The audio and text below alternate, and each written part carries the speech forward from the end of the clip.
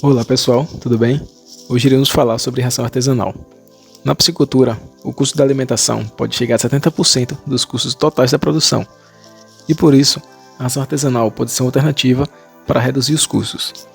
A nossa ração é a base de resíduos hortifruti e granjeiros, que é aquela casca de fruta ou verdura que você não comeu ou aquela que está muito madura, e ainda resíduos vindos da agricultura e outras produções, como por exemplo a folha de macaxeira, as raspas e restos da mandioca, e também da pecuária, como o sangue bovino, ou da criação de galináceos, como o sangue de galináceos.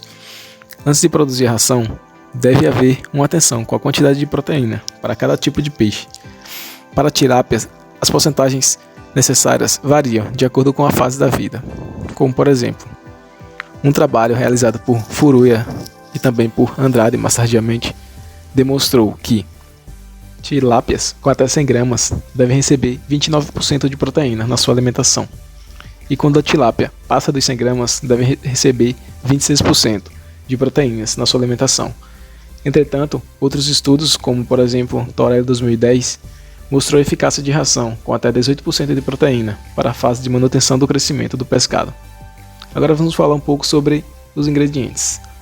A ração alternativa deve ter em sua composição os principais grupos de nutrientes: as proteínas, que podem ser encontradas em fontes animais, como por exemplo o sangue bovino e sangue de galináceo, vísceras de peixes e animais, farinhas de ossos, e também em fontes vegetais, como por exemplo folhagem de macaxeira, de moringa e outros. Temos também os carboidratos, e onde podemos encontrá-los? Em raízes e raspas das mandiocas, em resíduos de vegetais e frutas, como por exemplo resíduos de batata, de jerimum, casca de banana e entre outros. As gorduras podem ser encontradas tanto em fonte vegetal, como por exemplo raspa de coco, quanto em fontes animais, como por exemplo vísceras de animais. Temos também as vitaminas e sais minerais. Essas estão presentes nos diversos hortifrutis que são adicionados na ração, e também nos outros ingredientes, como por exemplo na farinha da casca de ovo e nos demais ingredientes. Uma pergunta importante a se fazer é quanto devo adicionar de cada ingrediente. Bom, vamos levar em consideração o estudo de Torelli 2010.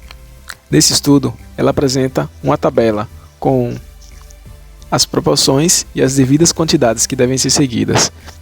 Conhecendo então a tabela, nós podemos produzir desde pequenas quantidades em ração, como também grandes quantidades. Basta seguir as porcentagens indicadas na tabela.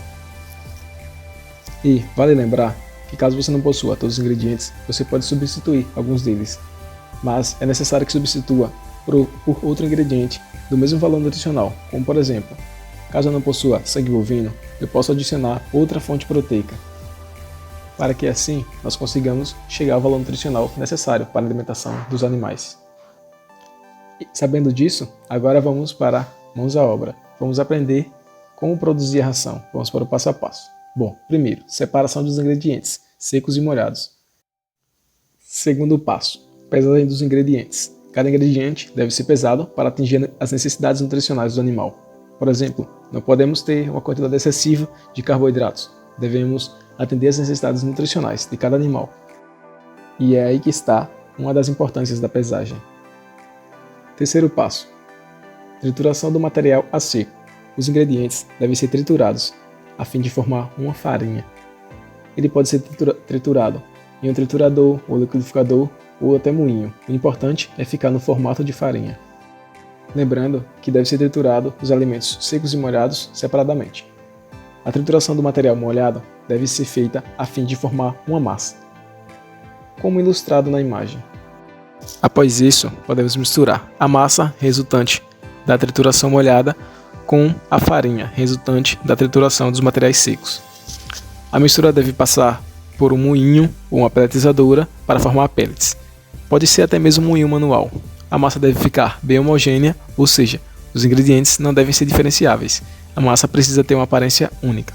Caso não fique homogênea, retorne para o moinho. Após passar pelo moinho e serem formados os pellets, a ração deve ser encaminhada para o processo de secagem ao sol. Esse processo normalmente dura de meio-dia até um dia, mas pode variar conforme a região do país. E também o clima. Após seca, pronto, a sua ração pode ser administrada aos seus animais. Vamos para as considerações finais. A ração artesanal é uma boa aliada na hora de diminuir os custos. Você deve tomar alguns cuidados quanto à palatabilidade e à digestibilidade dos ingredientes que são adicionados. Por exemplo, não deve-se adicionar ingredientes muito amargos. E é isto. Agora você pode produzir a sua própria ração na sua própria casa para os seus animais.